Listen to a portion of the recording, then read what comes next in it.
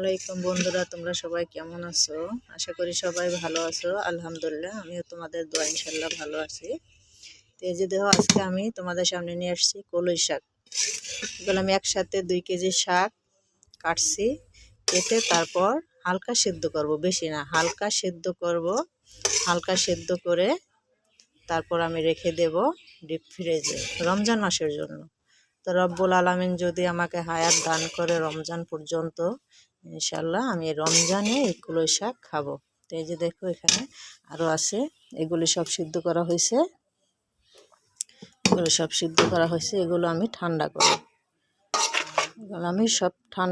ঠান্ডা করে তারপর বক্সে বা পলি করে যেভাবে রাখি, ইনশাল্লাহ আমি ডিপ ফ্রিজে রেখে দেব।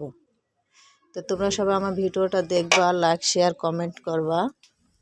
আমার ইউটিউব চ্যানেলটা সবাই সাবস্ক্রাইব করে দাও, আমাকে একটু সাপোর্ট করো।